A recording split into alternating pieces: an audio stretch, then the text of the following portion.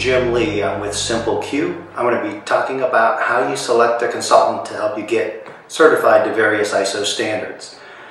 First thing that you need to understand and know is what is it that you really need? You need to know yourself. What help are you looking for? Are you looking for an ISO expert and you've got the resources to do the work, and with some coaching and guidance you can get it done?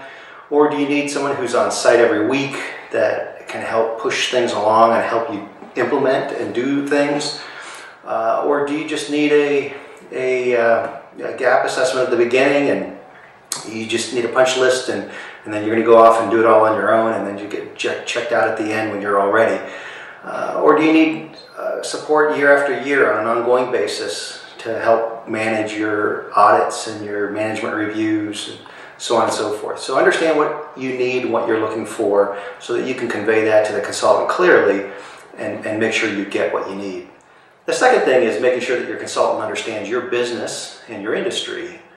I'll give you some examples where an aerospace expert, a consultant, someone from the aerospace background, was asked to help a company get ISO 9001 certified.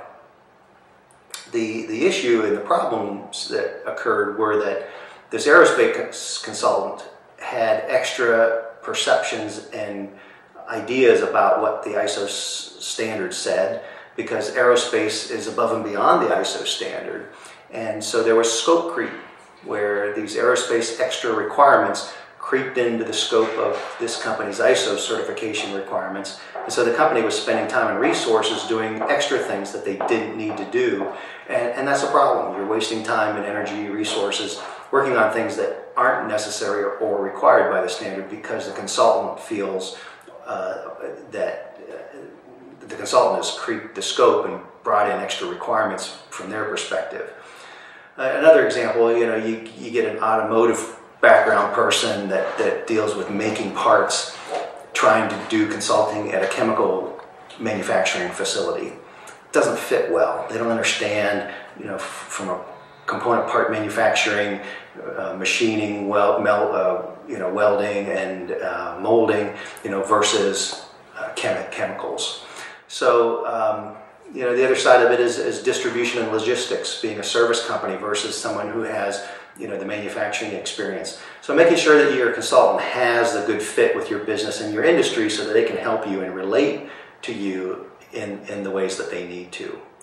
The third thing that you need to be aware of in selecting a consultant are those consultants that have turnkey systems, where they're taking their documentation and cutting and pasting your name, company's name, into their documents and saying, oh, here it is, this is your new system, your new process.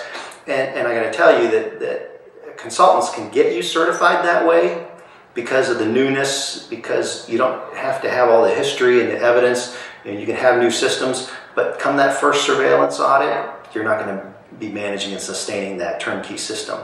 So there's no easy cookie cutter ways to getting ISO certified. It takes resources, it takes a commitment, it takes time, and there are ways to be very efficient and effective, but one of those ways is not using a turnkey cut and paste system. Another helpful piece is does the consultant practice what they preach? Many consultants out there are themselves ISO certified, so that they know and understand and live the practices and the processes that they're helping clients implement and instill.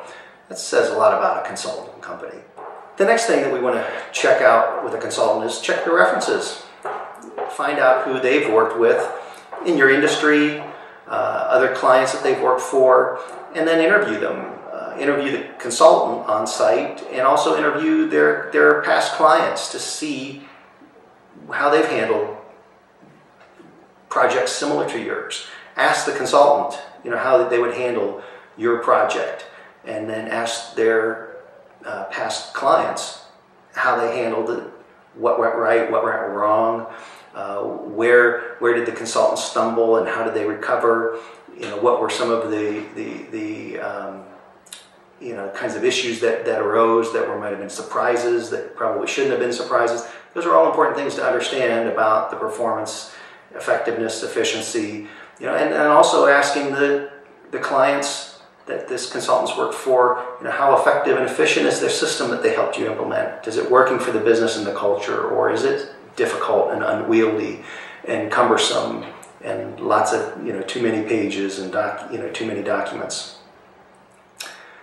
The other aspect is you want to make sure that the consultants, as you check and interview the consultant, you want to make sure that they have the time and the resources available. 95% of the consultants out there are one-man shops, so you need to be careful of those one-man shops that might be booked 3 months out, and then you're ready to get started, and then they're not available to help you right away.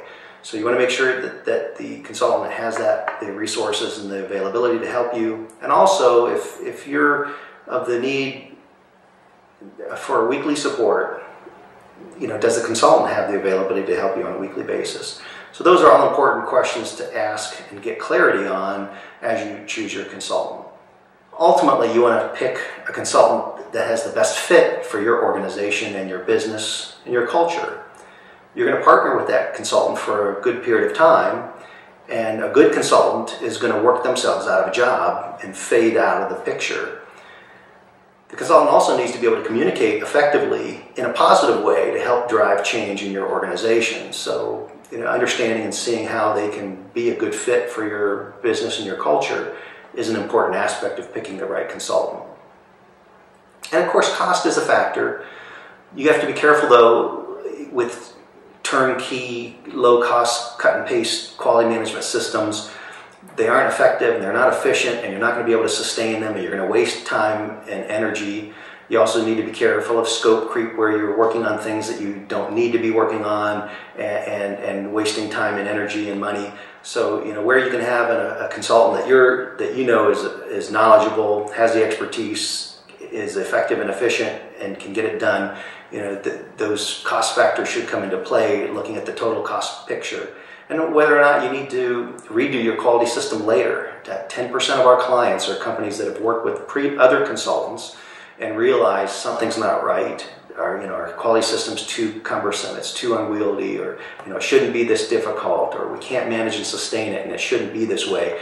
And then they find another consultant, such as us, SimpleQuE, to help them simplify their quality management system so that they can manage and sustain it and get value out of it for the business, and drive the business in the right direction with their quality system.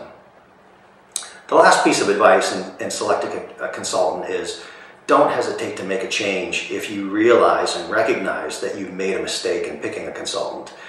Don't hesitate to pull the trigger to stop that relationship and find someone that is going to help you in the right way, help you implement a sustainable and manageable, effective, efficient quality management system.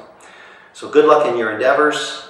If you need some help, please check out our website to learn more about the services and the offering that we have at SimpleQuE.com. Thank you.